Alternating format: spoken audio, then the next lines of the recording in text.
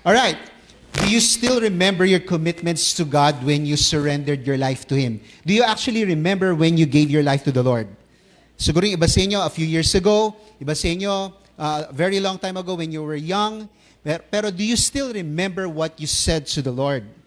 Siguro, common na narinig natin, especially when you have been led to a sinner's prayer, siguro yung natatandaan nyo that you humbled yourself before the Lord, you ask for forgiveness, and then you're committing your life to the Lord and you want to follow Him. So basically, that's the idea.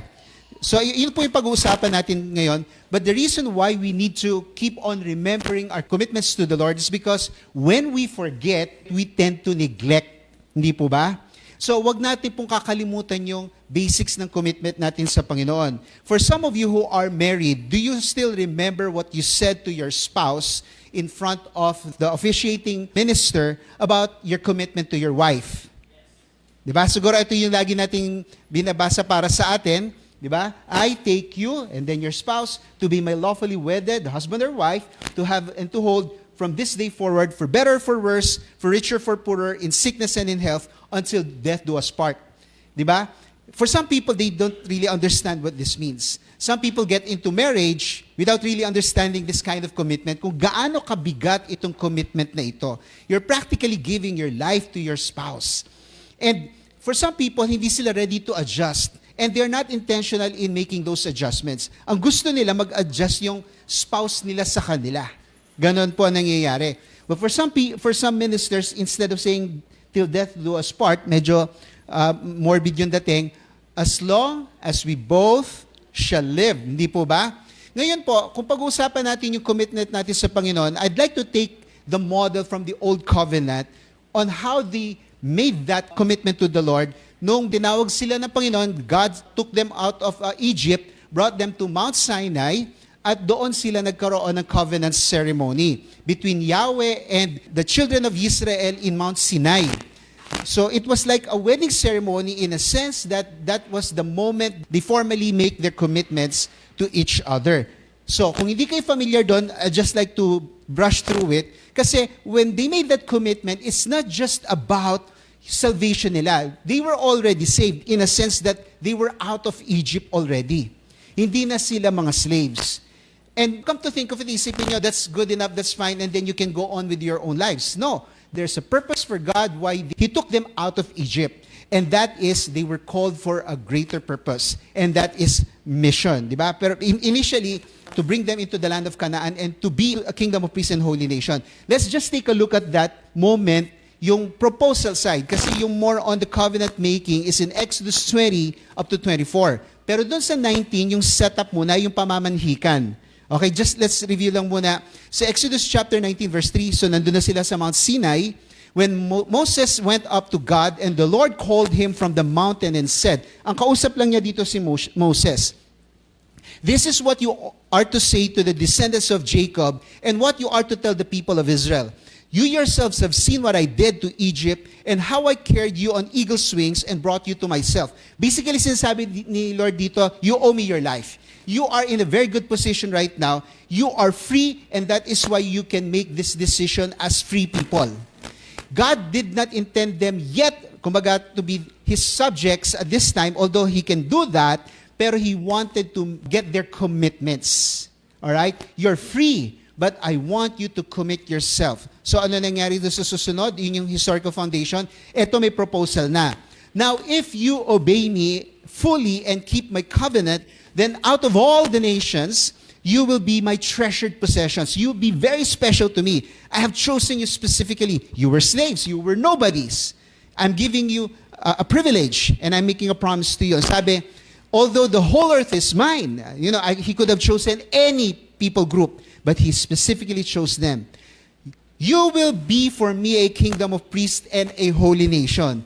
That is God's intention for them. Now, hindi lang ito basta what you are or what you will become. This is a mission. Pag sinabing kingdom of priests and holy nation, they will be functioning as mediators between God, the one true God, the God of the whole universe, sa mga nations.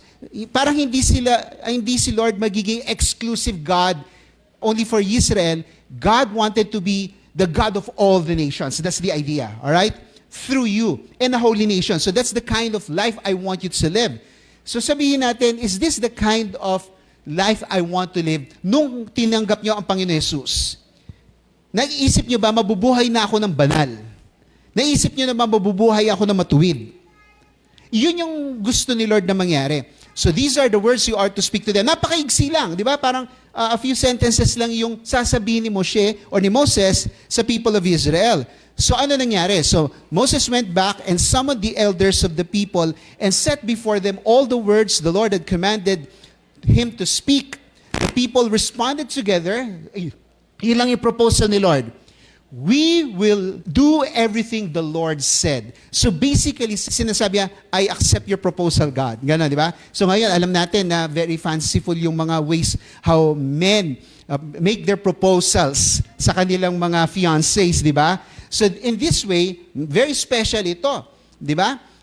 Moses went up the mountain and he delivered the proposal to the people. And so because niligtas kami ni Lord parang what else can we say? We were nobodies and now God wants to make us special. Diba? Kaya yun yung sasabi, yes, go ahead, Lord. We love that. We will do everything the Lord has said. May question ko sa inyo mga kapatid. Ganito rin ba ang sinabi niyo sa Panginoon nung tinanggap niyo siya bilang Panginoon tagapagligtas niyo? We will do or I will do everything that the Lord said. Diba? So kaya kailangan natin ma-refresh doon sa commitment din. So Moses brought their answer back to the Lord. So ano sa palagay niyo feeling ni Lord nung tinanggap niya yung proposal? Masaya-masaya, di ba? Now, punta tayo sa New Testament. Kasi ang focus natin kanina, yung Kingdom of Priests and Holy Nation, this is appropriated naman sa ating people of the New Covenant. Kasi yun kanina, Old Covenant yun. 1 Peter chapter 2, verse 9, you are a chosen people, a royal priesthood. So basically, the same kanina, no? Kingdom of priests, a holy nation. Ito naman, chosen people among all the peoples of the world, a royal priesthood, a holy nation, God's special possession. So you know where Peter got that verse. Ito, it was from Exodus chapter 19. That you may declare, so they have a job to declare the praises of Him who called you out of darkness into His wonderful light. Maganda ang calling ni Lord. For some people, iniisip nila, if you are stuck with the Lord, you'll be a slave to Him. Well, sinabi ni Paul, we are slaves to righteousness. Diba? And that is a good thing. Pero the way God, maybe you don't like the term na enslave, but when He wants somebody to follow Him, may freedom ka pa rin to obey or not to obey. Diba? Hindi yung sakal ka niya sa leeg. Hindi siya ganun master. Once you were not a people, but now you are a people of God. Okay, so this is a mixed believers, Gentiles and Jews. Once you had not received mercy, but now you receive mercy. Sino dito nakatanggap na ng mercy ng Panginoon? Alright, di ba? So maganda maintindihan po natin. And also, yung pagdating dun sa mission, at alam natin itong Great Commission, ilang beses natin ito nire-recite. The Lord Jesus said to His disciples, therefore, go and make disciples of all nations, baptizing them in the name of the Father, of the Son, of the Holy Spirit, and teaching them to obey everything I have commanded you, and surely I am with you always to the very end of the age. So basically, God has called us to mission. Ngayon, tanong ko po sa inyo, nandun na po ba kayo sa stage na yon that you are fulfilling this part of the calling of God? Or parang si Lord is spending so much time with you, fixing you. Nakuha niyo po yon? Okay? From the tradition that I came from, so Pentecostal Wesleyan tradition, although not all believe in this, pero may tinatawag na second blessing Pero yung ibig sabihin na second blessing, that is the moment na in your Christian life, after have you received the Lord, yun talaga masasabi mong lumaya ka na sa kasalanan. Alright? Yung marang may breakthrough ka na talaga at nandun ka na sa service. Kasi hindi ka mapapa-service sa Panginoon kung ang dami pa rin inaayos ang Diyos sa'yo. Hindi ka pa rin nakakawala doon sa mga nakagawi ang kasalanan. Sabihin natin, andun pa rin yung vision. Sabihin natin, andun pa rin yung maruming pag-iisip. Sabihin natin, andun pa rin yung mga tinatagong kasalanan. Hindi ka makaalis doon sa moment na yon. Maraming Kristiyano ang ganun, stuck na inaayos pa rin, nasa repentance pa rin. Ang tagal na ibinigay ang buhay sa Panginoon, pero hindi pa rin talaga nagbabago. No? So doon nahihirapan ng maraming tao. So ang challenge ko sa inyo, mag-next step na kayo. Yun yung sinasabi sa Hebrews chapter 6 na dapat lumampas na tayo sa mga basics na yon. Dapat mag-move forward na po tayo sa ating spiritual life. And that is when God uses us for a mission. Nakakasunod po ba tayo mga kapatid? Ngayon po, this morning, pag-uusapan po natin is we need to understand our commitment to the Lord. Kasi sabi nga natin, naalala niyo po ba yung commitment niyo na binigay niyo sa Panginoon? So we will be focusing more on ourselves muna. Kasi again, for the past few months, pinag-usapan natin yung mission, pero tayo po ba ay naaayos ng Panginoon? Kasi how can God send us to a mission kung tayo mismo ay hindi pa ayos? We're not prepared for it. We haven't lived the holy life, and so how can people be convinced that our God is holy and He can make you holy? He can make righteous. So, intindihin po natin itong commitment na ito. So, the main question for this morning is, how do we live as chosen people of God and priests for Him? Isa po ito sa mga hallmarks ng New Testament. We are a kingdom of priests. We're all priests for the Lord. So, as children of God, we should understand the basics of His requirements for us. So, let us be refreshed with our commitments sa Panginoon. Okay po ba tayo doon? I will get the body of our message from only a couple of verses from Deuteronomy chapter 10, verses 12 and 13. I invite everybody to stand up and recite with me Deuteronomy chapter 10, verses 12 and 13, all together. And now, Israel, what does the Lord your God ask of you, but to fear the Lord your God, to walk in obedience to Him, to love Him, to serve the Lord your God with all your heart and with all your soul, serve the Lord's commands and decrees that I am giving you today for your own good. Heavenly Father, we are humbling ourselves before you, O God. Help us, Lord, understand more of our commitments to you. May we be refreshed, O God. And if there is anything, O Lord, we're lacking, O God, in these commitments that you expect of us, O Lord, may they be addressed right now, O Lord, in our hearts, Lord. Anything, Lord, that a part of our hearts or part of our lives that has not been fully surrendered to you, O God, may this morning be that moment, O Lord. We experience, O Lord, a breakthrough in our lives because of your word for us, O Lord. This we pray in Jesus' name. Amen. Pwede po tayo makaupo. You need to understand ito pong relationship natin sa Panginoon is not the same do sa husband and wife. A husband and wife, equal party sila. Di ba? This kind of relationship is unequal. There is the master and there is the servant. There is the father and there's the children. So ganun din po sa ating relationship with God. Hindi po tayo ang nagsiset ng conditions ng kung paano tatakbo yung relationship natin sa Panginoon. It is God who sets those things. At sa dami-dami po ng commandments ng Panginoon sa, let's just say Old Testament, binilang po ng mga Hudyo kung how many commands in the Old Testament, there's 613. Pero alam natin, sinummarize ni Jesus yon in a couple of statements. Love the Lord your God and love people as you love yourself.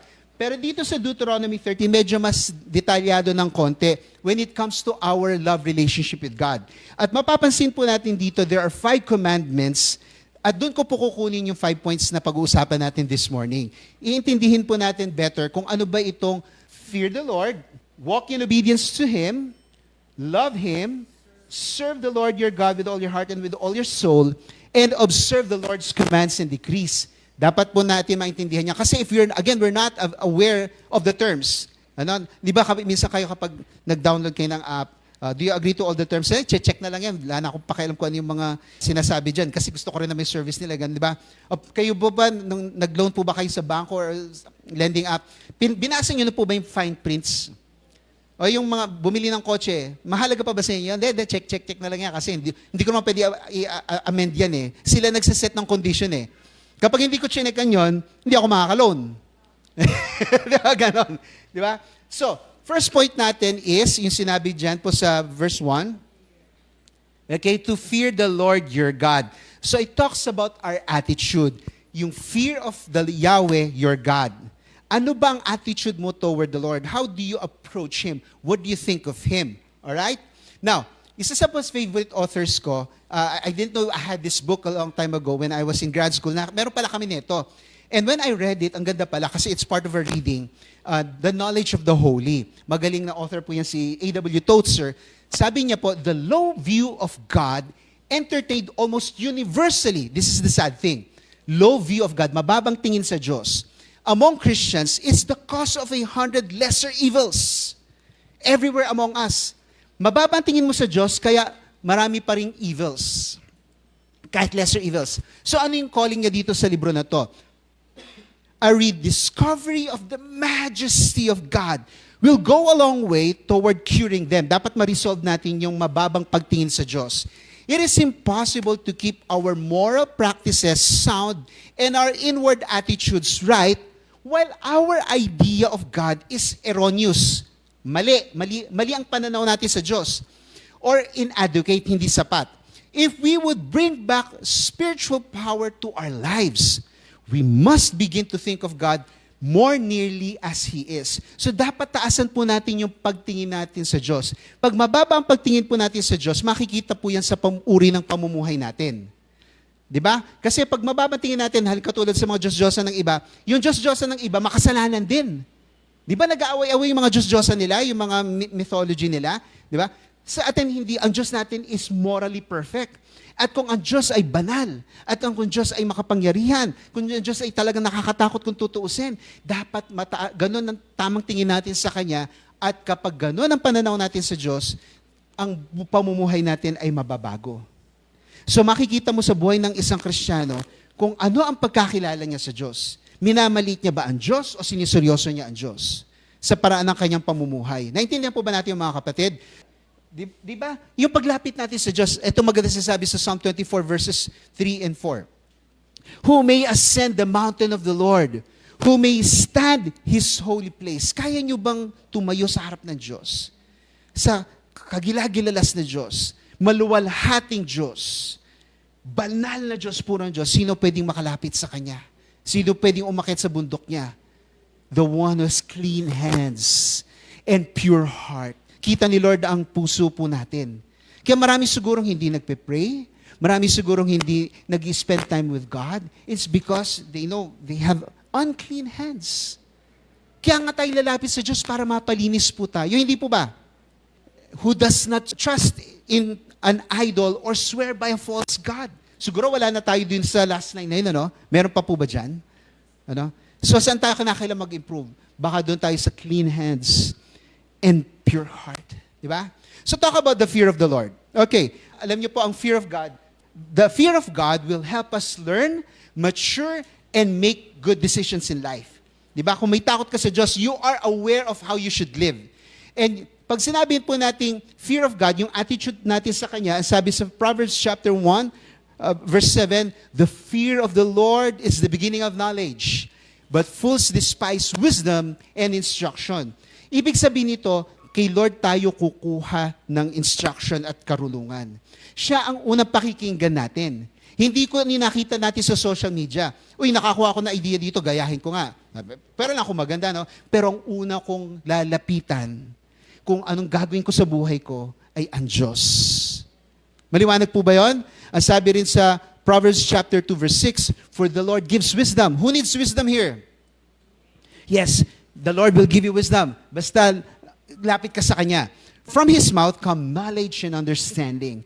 Gusto ko, Lord, maging wise ako kasi I don't want to make many mistakes. Ang dami ko ng bad decisions in life. It's because I didn't consult you. It's because I was so impulsive with my decisions. It's because I didn't think through of the consequences of my decisions. Because I was selfish about my ambitions.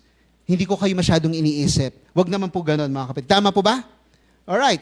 Ang susunod is the fear of God will help us respect others and avoid doing evil against them. So, kung tama ang attitude natin sa Panginoon, maayos tayo sa Kanya tayo kumukuha ng karunungan, sa pag-apply natin sa buhay natin, makikita ito. Sabi sa Leviticus 25 verse 17, do not take advantage of each other. Maraming taong ganyan, di ba? Nararapat ba sa Kristiyano yan? Pinagsasamantalahan ng kapatid. Kayo po ba ay nagsamantala ng kapatid o kayo napagsamantalahan? Inabuso yung kabaitan nyo. Di ba? Hindi kayo makasingil. Ano? O parang hindi kayo makapagsabi ng mabuti sa kanya, gano'n, di ba? Kasi parang ibubuli rin kayo, no? Do not take advantage of each other, but fear your God. Matakot kayo sa akin because akong bahala sa lahat. Kapag kayo naging abusado sa isa't isa, alalahanin nyo, ako ang Diyos. I am the Lord your God. Kung meron kang pinagsamantalahan, kapatid, lumapit ka sa Diyos, humingi ka ng tawad sa Kanya, at sabihin mo, Lord, paano po ba ako makakahingi ng tawad sa aking kapatid? Tama po ba yun? Okay, sino po dito may atraso sa Diyos na gano'n? Pinagsamantalahan ng kapatid.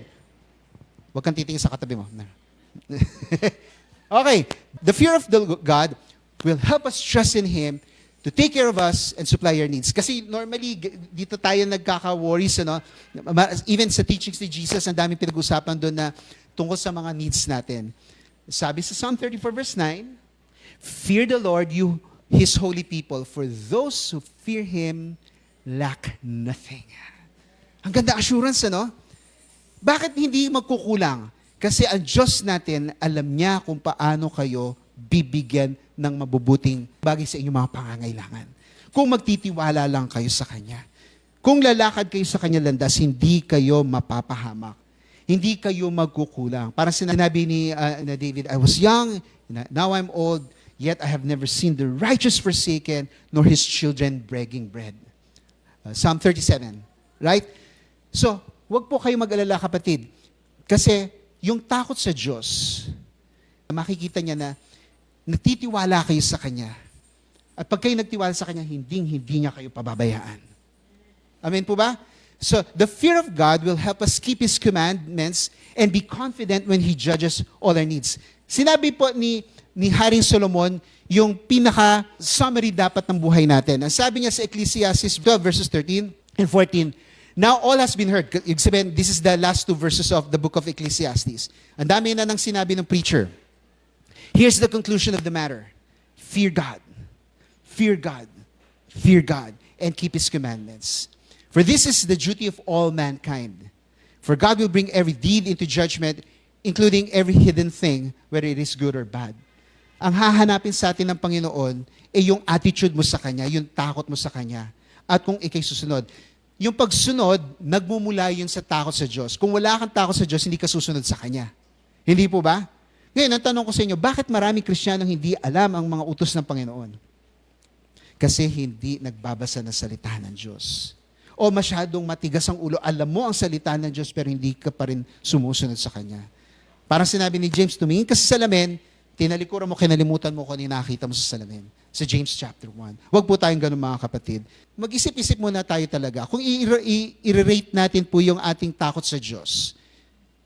Kasi sabi nga ni Tozer kanina, proportionate yung takot mo sa Diyos sa pagkakilala mo sa Diyos. Pag mababa ang tingin mo sa Diyos, wala ka masyadong takot sa Diyos. Kung mataas ang pagtingin mo sa Diyos, dahil mataas naman talaga ang Diyos, then tataas din ang pamumuhay mo. Amen po ba? Ngayon po, mga kapatid, ang isipin muna natin yung sarili natin. Huwag nyo muna isipin nyo na iwan nyo sa bahay at dapat marinig niya itong message na to. Tayo muna. Okay, tayo muna, kapatid.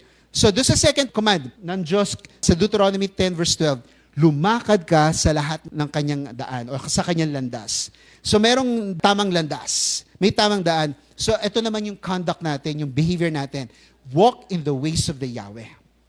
Alright? What does it mean to walk in the ways of Yahweh? Alamin muna natin ano ba yung landas ng Yahweh. The way of the Yahweh is the righteous path. Hindi tayo mapapahamak pag dumaan tayo sa tamang landas. Maraming gustong ipahamak tayo. Maraming aatake sa atin kasi nasa tamang landas tayo. Hindi ibig sabihin na nagkamali ang Diyos sa atin. Ibig sabihin nasa tamang landas ka, kaya ka nga inaatake. Di ba may kasabihan, di ba? Laging binabato daw ang punong mabunga. Di ba? Kasi gusto nilang hindi maabot yung bunga. Okay. So, God will not mislead us. Basta nasa katuwiran. Nasa katuwiran. Psalm 139 verse 11, this is magandang prayer, no? God, you make known to me the path of life. You will fill me with joy in your presence, with eternal pleasures at your right hand. Di ba kay ganda? So, if you don't know God, you would not get His direction. Di ba? Siya ang nagcha-chart ng course para sa atin. At susundin na lang natin yung plano ng Diyos para sa ating buhay. At kapag natagpuan natin yung landas ng Diyos, may kagalakan daw. May kagalakan daw. Tama po ba yun? May kagalakan. Doon sa presensya mo, eternal pleasures at your right hand. Next, the way of the Yahweh leads to prosperity and success. This is the word of God. I'm not talking about prosperity gospel. Pero ito yung promise ni Lord sa Deuteronomy 5 verse 33. Walk in obedience to all the Lord your God has commanded you, so that you may live and prosper and prolong your days in the land that you will possess. Ang survival nyo nakadepend sa inyong paglakad sa tamang landas. Kasi sabi ni Lord, kung papaano kayo ginamit ko para palayasin yung mga tao dyan sa Kanaan dahil sila ay masama, kung kayo ay maging masama, palalayasin ko din kayo dyan. At ganun nga nangyari sa kanila noong 586 BC. So ang sinasabi dito, kayo ay sasagana. Kayo ay magiging productive. Ang hirap nung nagtatrabaho kayo, ang produce nyo ay sapat lang sa needs nyo. Di ba parang ganun na nangyari sa natin, ano? O sasabihin natin, nagtrabaho ko ng 40 hours in a week or more, pero yung return sa akin, kulang-kulang pa sa pangangailangan ko. Ganun ba naranasan natin, mga kapatid? Parang di ba nakaka-frustrate yung ganun, di po ba? Pero kapag sumunod tayo sa landas ng Diyos, palalampasin ni Lord yun. Pag nagnegosyo ka, gusto mo bang umasenso yung negosyo mo o bumagsak? Ano? Di ba? Yung ibang negosyo, I don't know the average. I didn't try to research. Pero maraming negosyo, nagso-survive lang yun sa first 2 to 3 years. Kapag nakalampas ka ng 3 years, medyo may higher chances na magtatagal ka. But there is another sort of parang barrier daw sa iyong pagnenegosyo, sort of the 7th and 8th year. Pag hindi ka daw nakalampas ng 7th and 8th year, parang bagsak yung negosyo. Ibig sabihin, life is just that difficult. Pero pag nakalampas ka na daw sa mga 10 years, more likely, magtutuloy ang iyong negosyo. Of course, that's not a guarantee. Pero ibig sabihin, ang dami lang talagang hadlang. Sa pag-unlad natin sa negosyo. Ganon din sa career. Ganon din sa career. Sa career mo, ang hirap magsimula. Nakatapos ka ng college. Tapos pagdating mo sa workforce, ang hirap pala, ang dami ko palang competition. At biro mo, first year ko sa trabaho, degree holder ako, may license ako, pinapabili ako ng kape. Ng mga kasamahan ko, inuutos-utusan ako ng ganito. Ang bibigay sa aking trabaho, napakasimple. Di ba parang rookie ka eh? Di ba ganon? Nakaka-frustrate. Parang, paano ko aasenso sa ganito? Sumunod ka sa landas ng Panginoon. You will live, prosper, and prolong your days in the land of that you will possess. Iyon yung pangako ni Lord sa people of Israel. Next, stay on track. Kasi dapat nasa landas, pag nilalakaran mo na yung landas ng Panginoon, huwag ka nang liliko sa kanan o sa kaliwa. A lot of people start good, start strong. Somewhere along the way, nalilihis ng landas. Di ba? Sabi dito sa Psalm 27, teach me your way, O Lord, lead me in a straight path because of my oppressors. Maraming kontrabida. Maraming gustong magpabagsak sa akin. Lalo na alam nila tama ginagawa ko. Di ba? Ang tinitira nga nila yung mga tama kasi gusto nila makisakay ka sa mga maling gawain nila. Kaya sabi sa Proverbs 4, do not turn to the right or to the left. Di ba? Keep your foot from evil. Sabi nga ng isang misis, dapat yung mister ko, lagyan ko nung parang sa kabayo. Parang hindi siya tumiting ko saan-saan dito. Di ba? Mga mister, ganun tayo. Di ba? Pag nakatingin, doon sa, naalala ko yung kabataan namin nun, sabi ko, Brad, hindi ka mauubusan ng babae, makikita ang babaeng maganda. May maganda dyan, mamili ka lang ng isa. At makontento ka na doon. Kaya pagtanda mo, makakita ka na ng maganda. Kasi papalit ka naman, hindi. Makontento ka sa isa. Di ba? Ganyan sinasabi ng mga misis din sa mga misis, makontento ka naman sa isa. Di ba? Okay. Ganon din sa Panginoon. Stay on track. Do not be sidetracked. Ang hirap nun. I experienced that when I was in college. I started good first year. Pagdating sa second year, medyo nasa sidetrack ako. Kinausap ako ng dean, ba't bumababa ang grades mo? Nasa sidetrack ako. So, I thank the Lord dun sa dean namin. Kinausap ako. You need to focus more on your studies again. Because that was the time my mom went to the United States para akong pensyonadong college na walang nagbabantay sa akin. I remember that time of my life. Alright, follow the leading of the Holy Spirit and stay away from evil desires. Ito yung landas ng Panginoon. Ang landas ng Panginoon nga is katuwiran. Ang sabi sa Galatians 5:16, so I say, walk by the Spirit, and you will not gratify the desires of the flesh. Nabubuhay pa rin tayo sa flesh. At dito tayo nakikipag-away na sino masusunod? Ang Spirit ba ng Diyos o yung kagustuhan ng ating laman? Pansamantala lang dito sa ating laman, pero pag tayo ay nabubuhay na sa Kristo, dapat mamayani ang Espiritu ng Diyos sa ating katawan. Hindi po ba? Sabi nga ni Paul sa 1 Corinthians chapter 9, I beat my body, I subject it, I discipline it, so that I won't be disqualified. Kinakailangan i-disiplina yung katawan. So ngayon, mga kapatid, are you still gratifying your selfish desires? O nandun ka na sa level na, I just like the leading of the Holy Spirit. I just want to follow His way. That is what the guidance that I need. Holy Spirit, I need your guidance. Holy Spirit, let me not be astray. Kasi nung hindi pa ako Kristyano, kung saan ako napupunta. Amen po ba? Amen, amen. The way of the Yahweh is the difficult road. Do you remember the words of the Lord Jesus Christ? Di ba? Yung daan. Its destiny is life everlasting. Sabi ni Jesus, enter through the narrow gate. For wide is the gate and broad is the road that leads to destruction. Yung daan at yung gate, parehong makipot. Hindi lang basta yung gate, pati yung daan. Nakita niyo po dyan? So, saan tayo dadaan? Doon sa hard way. Doon sa that lead to, not to destruction. And many enter through it, but small is the gate and narrow is the road that leads to life. Bakit nga naman ganon? Lord, but why hindi nyo ginawang mas madali para sa amin? Kasi sinusubukan tayo, mga kapatid.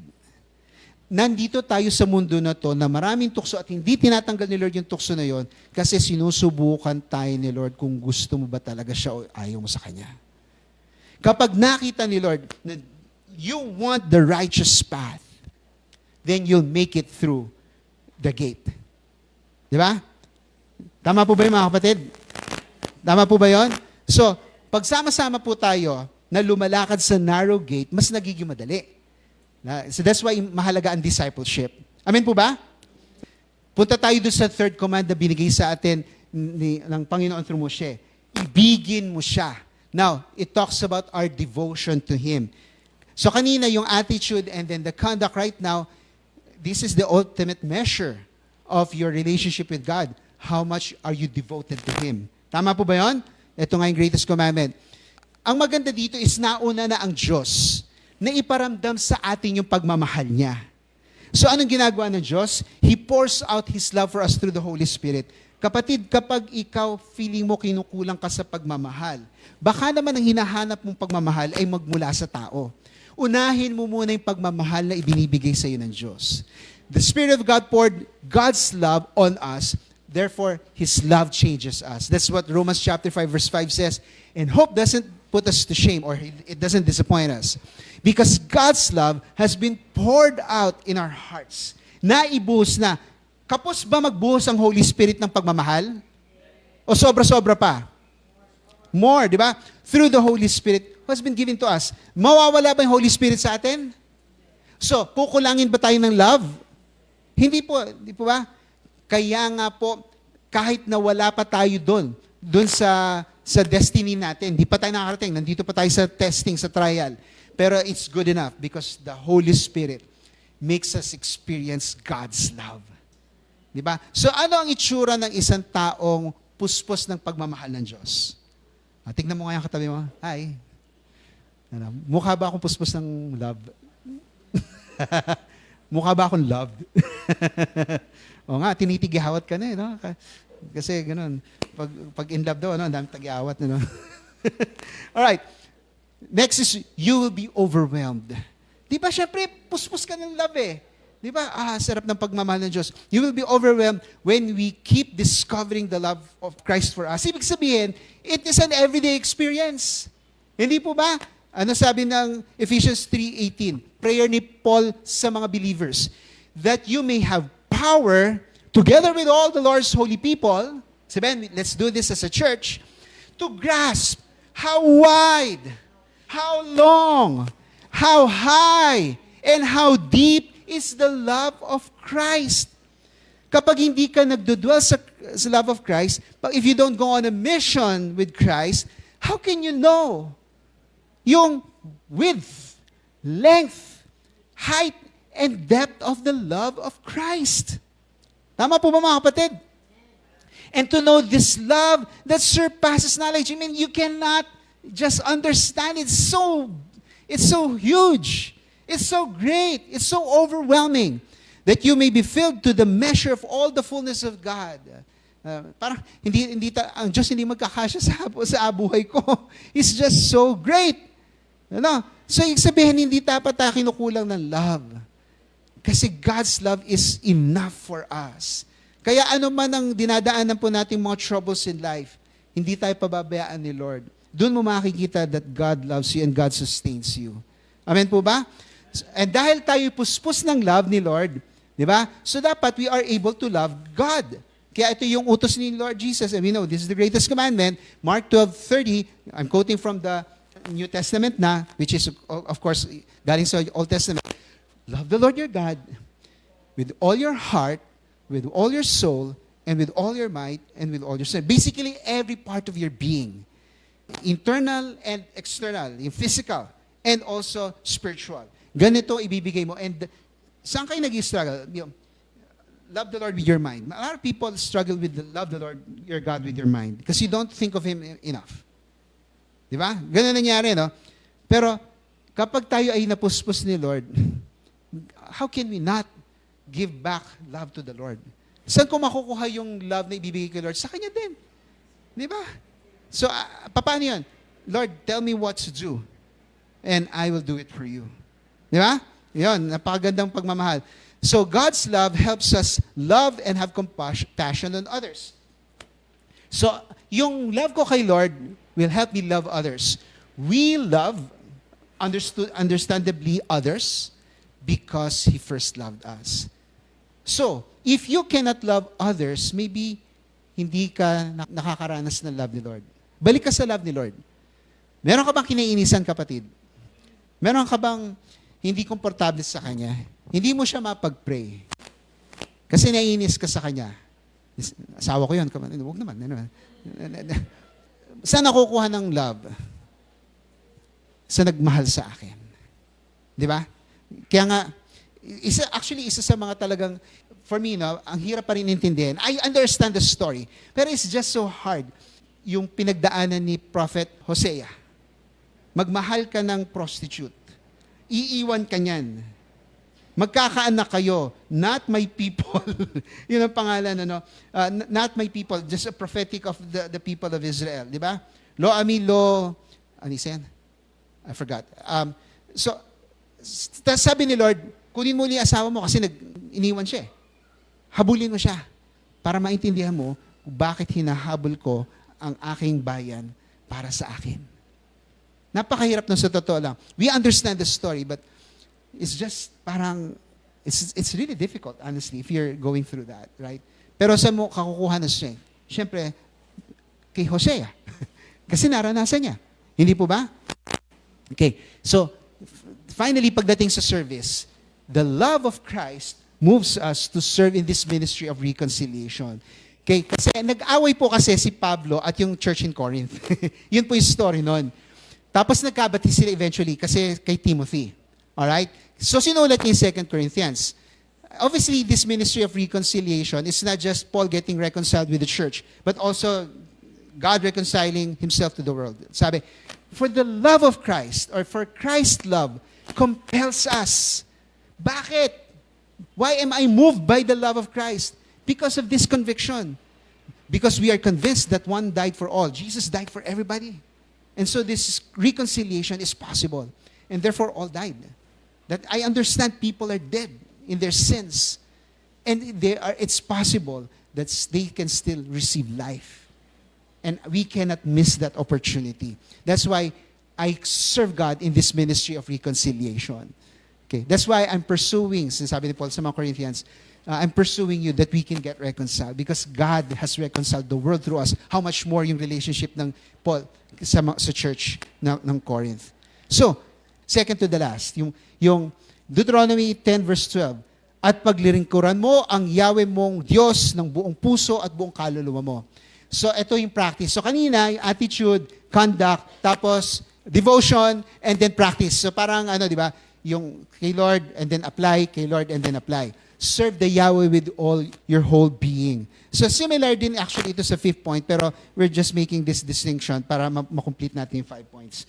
Serving God is going on a mission with Him. Now, pinangako niya sa atin ng Holy Spirit. Nung inutusan tayong mag-serve kay Lord, bibigyan niya tayo ng kapangyarihan. So we've been talking about reaching our communities, praying for our nation for the past month. And the only way we can do that effectively is when we have received the power of the Holy Spirit. And when we move with the power of the Holy Spirit. Sabi sa Acts 1:8, but you will receive power when the Holy Spirit comes upon you, and you will be my witnesses in Jerusalem, in all Judea and Samaria, and to the ends of the earth. Lord, I need your power. I need you, Lord, because gusto ko makamake ng difference sa buhay ng maraming tao.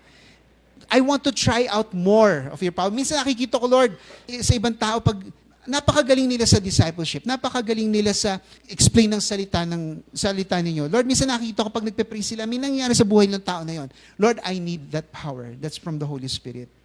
Yeah. You remember the story of Peter and Simeon. He was a sorcerer. So I think it's in Acts chapter 11. I'm not sure.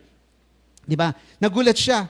Pag naglilihan si Peter sa mga may sakit gumagaling, sabi ni Simeon na hindi siya familiar sa ganun, can you give me the power? His money. Binabayaran niya. That's not the way it works. Na-rebuke niya tuloy si Simeon. Di ba? That's not the way it works. We get power from the Holy Spirit. Amen po ba? Now, let me just share this to you because I read this book about 30 years ago. Si Henry Blackaby died February last year. Isa sa magandang books na nabasa ko nung, I read this in the, I think, 1997. Ang ganda. This was written about, I think, 1990.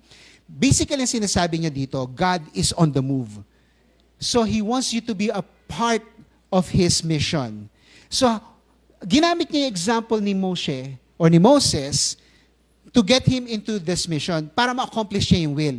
Pero, hindi naging madali kay Moses yon. At sinasabi niya, itong illustration na to is probably the same experience na dadaanan natin when God invites us to serve Him. Okay? So makikita niyo yung ilang points dito. Okay, madali siguro intindihin to. You enter into a relationship with God. God keeps on working. Okay? And then, you accept the invitation and then you receive a message from the Lord. Lord, ano ba yung dapat kong gawin? So, let me grow in your work. Pero dating dito sa 5 and 6, dito malaking adjustment na ginagawa. Kasi when you get into the ministry, dito lumalabas yung challenges. Shall I go and proceed with serving the Lord our God? Kasi it's difficult to serve the Lord. Kasi sa dami ng challenges.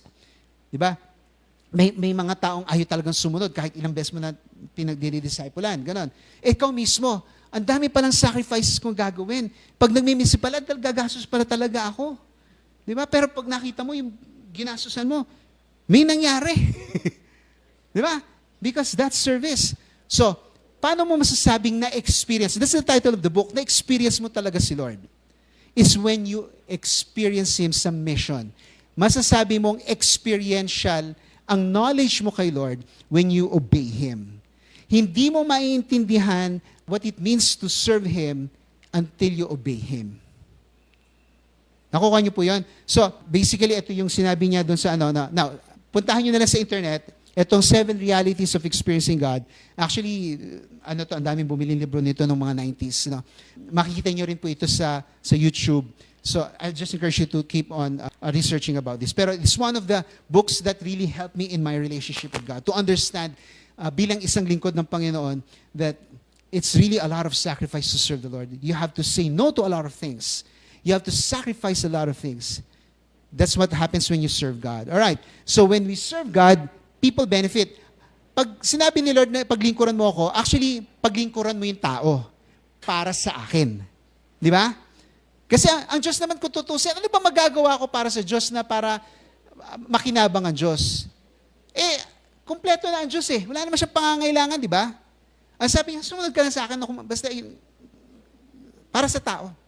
Serve wholeheartedly as if you were serving the Lord, not people.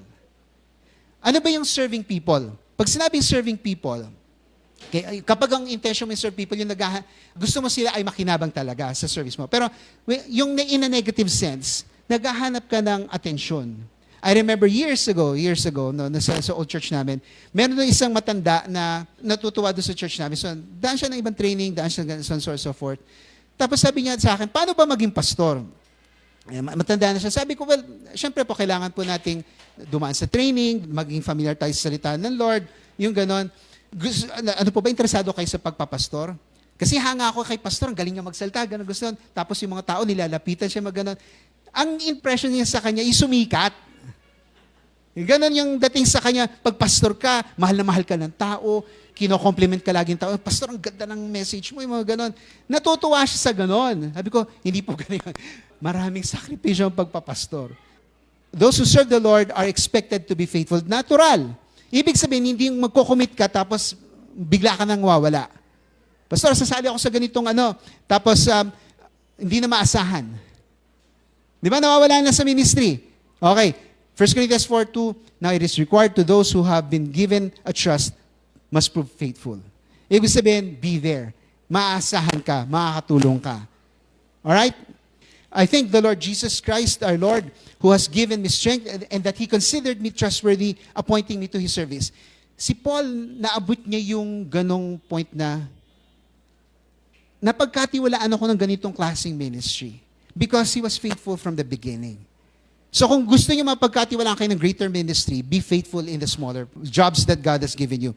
Those who are productive will be blessed with rewards. Yung ibang tao, ito lang gusto eh. Ito yung hinahanap eh. Ayaw yung kanina yung be faithful eh. Di ba ito, lagi natin ito binabasa, Matthew 25 verse 21. His master replied, well done, good and faithful servant. Sana ganito rin sa akin, sabihin ni Lord. Mag-serve ka. Do things for the Lord. Di ba? You have been faithful in a few things, I will put you in charge of many things. Come and share your master's happiness. Now, of course, marami pong mga magagaling na ministers na may mga kapintasan din. Okay lang po yun. I'm sorry, and that's not what I meant. Talagang nagkakamali rin po tayo. Wag lang yung talagang grabe na, yung nakakasira ng pangalan ng Diyos. Nakakaaliw po, mga kapatid. May mga pastor talaga magagaling na hindi nawawala ng controversy. Now, yung iba doon, alam natin na totoo, yung iba doon, hindi natin alam. Now, isa sa mga magagaling na mga lingkod ng Panginoon na namatay just recently, si James Dobson, ng Focus on the Family. Of course, nakita ko na naman sa mga may ginawa yung ganyan-ganyan. I don't know those things. Pero a lot of people appreciated his ministry, Focus on the Family, si James Dobson. So anyway, ang point dito is sana masabihan din tayo na faithful tayo sa Panginoon. Amen? Deuteronomy 10 verse 13, natuparin mo ang utos ng Yahweh at ang kanyang mga tuntunin na aking iniutos sa iyo sa araw na ito para iyong ikabubuti. So, nasa commitment na po tayo. This is the last part. Obey the Yahweh's commands. Okay? Alam niyo, ang maganda dito sa pagtupad ng is, we don't know kung kailan tayo mawala sa mundo na ito.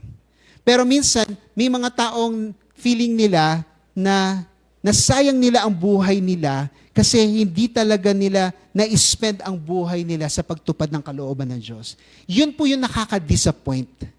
Yung hindi mo masabing, I have fought the good fight, I have finished the race, I have kept the faith. But what have you done with your life? Diba? Everything just for me. Yun lang ang ginawa nila. So hindi nila masabing, I have fought the good fight. Kasi they have lived a selfish life. Psalm 19 verse 7, the fulfilling God's commands are for our benefit and protection. Kaya tayo pinapasunod ng Panginoon para sa ating kabutihan. Alright? Sabi nga natin, ang Lord walang kailangan siya. Tayo may kailangan sa Kanya. The law of the Lord is perfect and refreshing the soul. So why will I follow the Lord? It's for my good. It's for my refreshment. And it's for my wisdom. The statutes of the Lord are trustworthy, making wise the simple. Alright? Fulfilling God's commands comes from our love for Him. Bakit ko ba tutuparin ang mga utos ng Lord? Kasi ito ay pagmamahal ko kay Lord. Last night ni Lord Jesus, gawin niya kanyang disciples, John 14:15, if you love me, keep my commandments. Totoo sin, gusto ko maintindihin yung context na to. Maraming maiiwan sa kanya sa gabing yon. Kasi ipapako siya the following day. At iiwan siya ng mga alagad niya. Pero alam niya babalik din sila. Diba sabi nga kay Peter, sabi ni Peter, Lord, hindi ko kayo iiwan, hindi ko kayo iiwan. Hindi ko kayo i-betray. Sabi ni Lord kay Peter, you will betray me 3 times. Pero sinabi niya rin, makakabalik ka rin. But pag ikay nakabalik na, strengthen your brothers. Yun ang sinabi ni Jesus sa kanyang kay Peter, strengthen your brothers. Understanding your commitment sa Panginoon. Yung una sa attitude natin sa Kanya, okay, read with me letter A, attitude, fear the Yahweh your God, conduct, walk in the ways of the Yahweh, devotion, love the Yahweh, practice, serve the Yahweh with your whole being, and letter E, commitment, obey the Yahweh's commands. So gusto ko mag-reflect po tayo sa dito sa 5 na ito. Have you been faithful with your commitments to God? O kinukulang ba ako sa love? Kinukulang ba ako sa obedience? Okay? Mababa pa ba ang pagtingin ko sa Diyos? Or lagi pa rin ako nalilihis? Nalilihis ako kasi ang dami kong games na nilalaro. Pag ako may sweldo, dito ko agad napupunta. Diba? Kasi ang dami kong utang, so hindi mo maibigay sa Panginoon yung dapat para sa Kanya. Di ba? Sa action plan, anong dapat mong gawin? How can you improve your attitude, your conduct, your devotion, and your practice, and your commitment to the Lord? So, focus tayo sa sarili muna natin. Para magawa po natin yung mission natin. How am I doing with my relationship with God? Am I fulfilling my commitments sa Panginoon?